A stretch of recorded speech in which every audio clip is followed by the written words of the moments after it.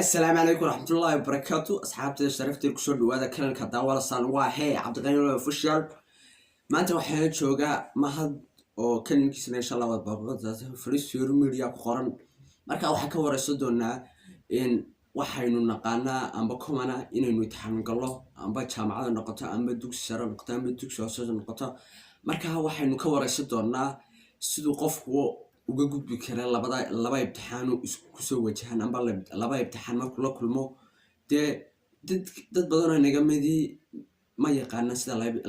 laba imtixaan looga gudbo amba laba dhibaato looga bixi karo marka waxay ka waraysan doonaa laba imtixaan sidii waa looga gudbaa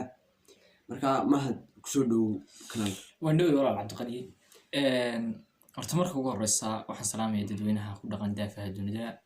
assalaamu calaykum waraxmatullahi tacaala wabarakaatu horta cabdiqani waxaad weydiisay sideeba qofku uga gudbi karaa imtixaan ama laba imtixaan oo caqabada ah qofka tusaale ahaan kale bini'aadanka waxaa ku dhaca caqabado isagoo werwer ku dhaca marka uu imtixaanaadka ay soo galaan horta marka ugu horeysa waxaa laga marmaan ah inaad mar walba tala saaratid allah subxaanahu watacaala ataba waxaa jirta qofka bini'aadanka wuxuu ku degdegaa ama uu doonaa ama degdeg ama imtixaanaad markay noqoto inuu markaa ka hortago markay tusaale ahaan oo kale imtixaanka in laga sii hortago ayaa fiican oo tusaale ahaan kale laga sii ogaado hadda imtixaanaad iskuul baynu galaa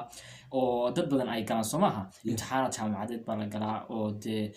markaa qofkii tusaale ahaan kale wuu dubbu isku dhigayaa isku dhigashadu waxay keentaa inuu qofkii tusaale ahaan kale imtixaankii hooseeyo ama darajo uu ku naxo uu keeno qof walba inta uu dadaalo oo u soo jeedo qof kastana dee guusha iskama imanayso isagoo dee macnaa tusaale ahaan oo kale qofkii haddaanu dee in badan usoo jeedin oo habeeno badan usoo jeedin iskama imanayso marka waxaa fiican inuu qofkii usoo dadaalo oo habeeno badan usoo jeedo kadib raaxadu way imanaysaa marka hadduu yidhahdo waan iska sii raaxaysanaya guushu ma imanayso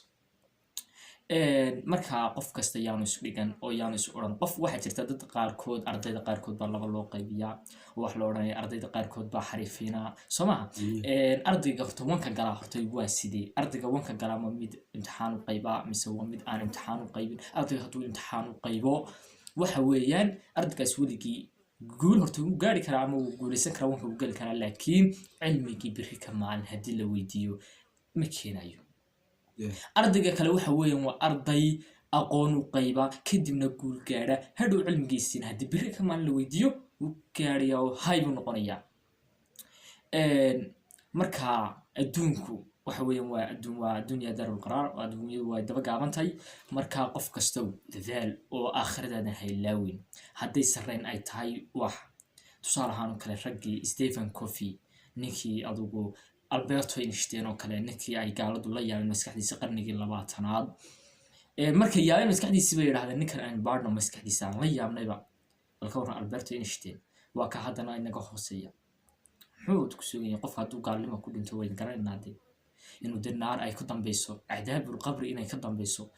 waryaareen ilaahay ka baqda oo waxaad samaysaan dadaala oo ilaahayna